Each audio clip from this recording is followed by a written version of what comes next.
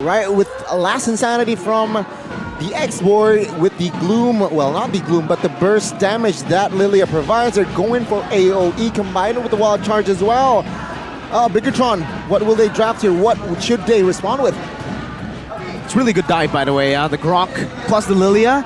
Lilia doesn't seem like a dive hero, but that mobility enables her to do so much. And yeah, I was expecting something to go to the XP lane here. I don't think the Fredrin and the Edith that we saw earlier was going to go to the XP, especially with the pick into the Rrq. I expected another tanky frontliner. I was thinking Uranus. Esmeralda is an option to go for, and that's the option they went for. It is a better matchup against the X-Borg, so that's why I think they went for the Esmeralda. They're trying to get a winning lane, at least in the XP lane, for this Esmeralda against that X-Borg. So again, set up for that neutral objective battle. Let's see indeed. It's going to be interesting marksman lane as well in that gold lane, right? We're going to see Bruno going up against Brody. Who does it favor though? I mean, Brody is an independent marksman, but does it favor going up against Bruno? I think it's okay against the Bruno, no? I mean, there's not a lot of matchups that would favor you going against the Bruno, but I think the safest, one of the safest would be Brody, right? So, especially without any interference in that particular gold lane, I do believe that they do have a fighting chance in that sense. And with that being said, ladies and gentlemen, let's welcome you to game number 1 of the first match of the day, Rrq and Bigatron, as they fight for survival. In a meta full of a lot of impure rages nowadays, we're seeing a lethal ignition on the Lilia. A Lilia that, yes, does a lot of burst damage, but the impure rage, yeah, it has really risen in popularity. Even Moreno this time going for that impure rage, and Chorizo as well. I think for Chorizo, for Esmeralda, it's a bit more normal. Rrq though, this is something that I want to see. Clay actually opted to go for the XP lane to help clear first. Who wins in the clear battle, Lilia or Gord? Because we've seen for both Gord and Lilia, that's been one of the ways to victory in the mid lane. Wave clear. Superkey is looking for a cheeky gank. In terms of wave clear, I think Lilia is still super strong, right? I mean, Gord, the thing that Gord has in advantage of Lilia is his poke damage and his interference with the skill number 2. But what? Is that a first blood already here in the early game? That's 1 minute in. Remember the keys to victory, we did mention over-aggression is not the key. This is something that Skylar needs to be aware of, and literally right as we start the game, we see Skylar overstepping. He saw the Edith. And with that being said, let's take it down a notch right now. Okay, that's pretty difficult start, especially Skylar is being on a Bruno. But in terms of these emblems here, anything standing out?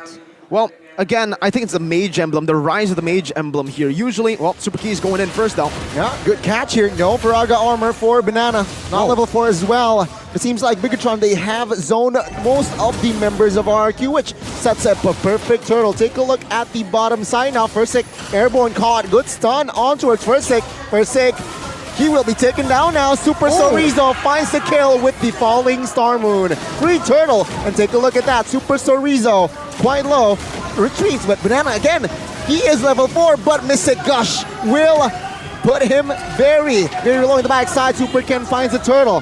Rrq now, they lose out on the map control and the turtle. Oh no, Super Key, he's actually looking for more right now. Does he want to go for it? All right, they back away, but that actually propels Bigatron Alpha to a 1,200 gold lead here in the early game. Is this something that we expect from the composition that they brought? Yeah. Neutral objective control is definitely a strong suit for Bigatron Alpha here, with the Gord in the mid lane, a winning XP lane duel, and a roamer that can actually play with pickoffs and damage, poking damage. And as you can see, now I'm starting to believe that the curse is 100% real. Oh. Bro, I'm back. Are you though? Look, am I in the top prediction ranking? That's true. Oh, Super Key? Oh, son, Skylar! Super Key finds the flicker, Earth Shatter. Skylar even pops the Purify. That is a very expensive resource. Bigatron Alpha, 2,000 gold lead. That was beautiful, right? Because if you don't know a way to counter the Bruno, oh, in the mid lane though, that's gonna be a trade over. Oh, he might get the double. Super Zorizo down with the decimation. That's true damage for you. And top side, wild charge here just to prevent the Thresher. But it seems like 3v1 here might just a little bit be too much for Naomi. He is still there though. It seems like now Bigatron will somehow relieve off pressure. So that was a 1-for-1 trade in the grand scheme of things, right? They were able to take down Skylar, but in return, Super Moreno had to go down in the mid lane. Who would it be worth it for in that particular exchange? Definitely Rrq, man. A 2-kill lead onto Fersik. He needs an early snowball. He's been struggling in the early game, getting picked off by Zorizo. So now it kind of levels the playing field and gives Rrq more, footing to actually stand on, to look for these neutral objective battles. He's still a level below of Super Ken though. Now finally gets back, and this is where Rrq can look for plays. Now, well, charge onto it, Super Key. He is a little bit off side and punished. Second neutral objective here. Who will it be given to? It's going to be Fersik. Mystic Gush to the backside will deal damage, but it seems like Rrq, they're still okay. Health-wise, Rrq finally getting a trade. Yeah, they're coming back into the game here. 4 minutes, almost 5 minutes in. And the thing is, Super Moreno on the gourd, he deals the best damage when they're set up. There's not enough, I don't believe, in their composition to do that, except for Super Key. But even that isn't as a reliable source of CC than you would expect from perhaps even a Grok. And now we definitely get to see the goal difference here, and mainly it's toward Saive, or Shive, actually. So for Bigatron Alpha, now that the mid-game power spike is finally hit, and the fact that, the Fredrin is not as far ahead as the Martis anymore, they might want to look for more plays around the gold lane. There you go. That was an engage once again, but it's so easy to walk out at this point, right? Whoa. Clay is in trouble, is he? Yeah. Oh, Black Shoes has been popped, but it seems like he is still fine. Top side though, Naomi, a quarter HP left. It seems like Super Ken jumps in looking for an engage, but it seems like the structure top side will be taken down. All right, so now Bigatron Alpha, they have a little bit in favor of them. They have a little bit of an advantage with the fact that they were able to take down that top tier turret. I do believe that at this point, Skylar would have to be forced to trade to the bottom side or even look for something else on the board because he's so behind now. 1-2-0 KDA in the first 6 minutes of the game. How does he look for more? Does Naomi just have to babysit him all the time? Naomi babysitting Skylar is definitely a strategy that they have been able to utilize a lot. But for this particular game, I would say don't lane swap. Let Banana go alone in the bottom lane. Let him be independent and play for Skylar in the top side. He'll have a better time farming against the Esmeralda compared to being up against the Brody, who is ahead now. And knowing Bigatron Alpha, they're trying to rotate for the Brody. Skylar though. Oh, so Rizzo trying to hold off the 2v1. It seems like he popped the Purify as well as an anticipation move for that wall charge. Turtle take now. It seems like heavily loaded for the side of Bigatron Alpha. It seems like Fersik will not give it for free. 5,000 HP on the Turtle. Super Ken zoning. Mystic Gush pops. Black Shoes as well. Last Insanity will help Fersik. Gets the low Turtle. Super Ken now backs away, but it seems like Naomi will fall. Not just yet. Torn apart memory will finally secure Naomi. Neutral objective battle. They're won out by Rrq, but they take a kill onto the roamer, and they'll be able to instantly capitalize on the turret. Bigatron Alpha, these Rrq battles have just not gone in their favor. It was a Rrq 50-50, and Super Key is looking for more. Banana now, Viraga armor deleted. Seems like now he will hold on, but not for long as Sive will secure the kill. That's a 1-4-0 trade in the bottom side. Meanwhile, you can see Skylar being busy looking for a trade in that structure. But Zorizo says otherwise, this is a 2-1 situation. Skylar, no mana. Super Zorizo now holding on. But it seems like the Purify will help Skylar secure the kill. Super Ken jumps in, but it seems like 3 members of Rrq will not make him commit. As Sive, again, has enough space just to take the turret in the bottom side. Super Key will be forced to use the flicker. Okay, now that we have Shive ahead, these are the stories that I've heard from the MDL casters, right? Shive, how he gets online is through babysitting. If you're able to babysit him until he gets his item power spikes, which is literally right now, the Heptases and the Malefic Roar, that's when he gets online. That's when he's able to really carry the team. So this is going to be proving grounds for Shive. He already has a 3-0-1 stat, has a lot of turrets in his hands, and a gold lead, even with a nature. So almost nothing should be able to threaten him now. Let's see if he's able to perform here, right? Because so far, he wasn't necessarily babysitted though, right? In the beginning. I think Sorizo's been acting really good in a way that he's been able to distract the members of Rrq in order for Sive to have the space. So despite Super Sorizo going down 2 times in a row, I think he's bought a lot of time. And now, this is going to be another Lord, the first Lord contest between Rrq and a Bigatron Alpha. Super Ken and Rrq are on the same level, but I think Rrq should be able to get that level 12. And in that particular case, Super Ken quite at a disadvantage in this fight. Conceal play. Super Key though, catches Clay. Oh, Clay forces to use Black Shoes. Watch our pops as well. Super Ken with the cover, but Super Key will sustain enough damage to make him survive. I might be wrong though. Very low in the mid side. It's a battle between Skylar and as well as Sorizo. No casualties for now, but Super Key will recall. That's a 5v4 matchup momentarily. He doesn't have Flicker. That's a problem, right? He severely needs it because when they look for pickoffs in these advantages and these situations, that Flicker is super expensive. Super Sorizo. Torn apart memory popped as well. Super Sorizo. 55% HP now in the Lord Pit. Take a look at that. Damage has come through. Rrq very low. Retribution battle will go to Super Ken. And they will collapse. Rrq. They need to back off. Skylar needs to reposition. But no casualties in that Lord fight. Beautiful Lord dance, and that was a bit of a subversion of our expectations. Bigatron Alpha, Super Key lost a lot of his HP, but you have to see, in the grand scheme of things, Rrq lost more. Why do I say that? Lilia, you need the black shoes to be able to walk up in front. Without the black shoes, which was already popped earlier, it was very hard, and now Banana tries to go and clear out the way with the last Insanity, but aside from that black shoes, the other initiation tool that Rrq needs, it is crucial within their composition to win these skirmishes, is that wild charge, which is already used up as well. Super Key had forced it earlier before he was taken low and before he was forced to recall. Oh, that being said, now Super Ken, it can play escape here. He doesn't have his ultimate yet.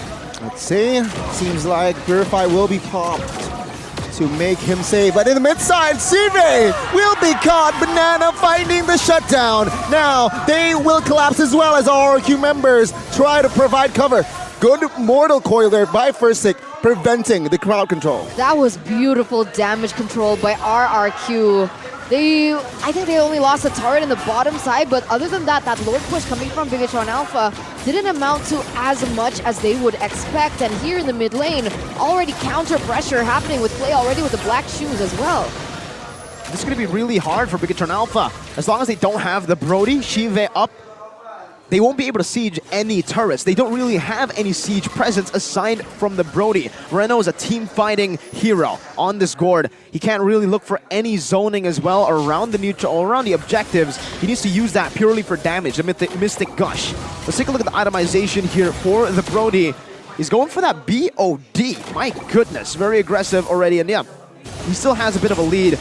But as you can see from the Bruno, Skylar, I believe he should be going for a Wind of Nature next, but he may actually go for even more damage. Is that dangerous? It is very dangerous. Knowing that you're up against a Mystic Gush, wait! Oh, Banana still survives. But it seems like he will lose his armor. Again, Bigatron Alpha, map control-wise, they're still controlling Rrq though. They will play it very, very patiently. And it shows with the real-time win probability here by the Samsung Galaxy S23 Series 5G, 63% in favor of Bigatron. But back to that point, wait a second, Clay? Okay, that was a purified, forced out of Clay, and that's information for Bigatron Alpha. But back to that point, if he's afraid of the Mystic Gush, then why go for Wind of Nature? Is he forced on something like the Athena Shield, maybe? Yeah, I didn't get to finish the whole point because of a Mystic Gush and a Torn Apart Memory. The Mystic Gush is more so there to provide poking damage, and then the Torn Apart Memory is there to execute him, right? So with a Wind of Nature, you can delay that, and you can actually still escape from the Mystic Gush. You can't escape from a Torn Apart Memory. It's going to be really hard. Without Flicker, you only have that Purify to get rid of the stack. So Wind of Nature will be a key item. Banana gets caught. Conceal play, Braga armor will be taken out. It seems like the damage will be more than enough to make Banana lose his immortal. Skylar, though, take a look at the critical, man. A Super Marino flicker, Mystic Gush towards the backside. And Naomi now caught in the front and will be taken down. It's a 1-for-1 for now, but take a look at this jungler v jungler in that Lord fight. Yeah, that's a 14 level 14. Super Ken was behind, but he was still able to get the advantage. But in this particular sense, without both of these, well, roamers, what are we looking at here? Falling Star Moon on towards the back. Skylar caught. Last Insanity will foresee there. Pop the flicker. Retribution battle will go to the hands of the Kings of Kings and Rrq. They will not force another fight as they know objective is K. Super Ken though will be isolated and caught. Rrq is back in the game. Losing the retreat battle and then going in, doubling down, thinking he might be able to get something back, but instead he loses another big resource, which is his life as a frontliner here. Bigatron Alpha, they had the man advantage, but they were out macroed. Rrq were attacking from several angles, not letting the full front to back of Bigatron Alpha's composition work.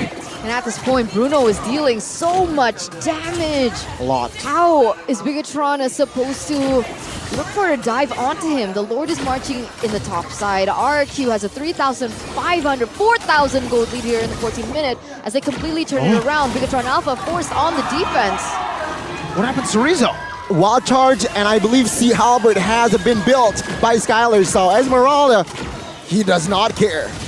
My lord. And that's where Skylar took the risk, right? That the itemization earlier, we were mentioning it, he's not going to go for the Wind of Nature because he went for the Halberd. And at this point, he's going to get a very late Wind of Nature, but it doesn't even matter.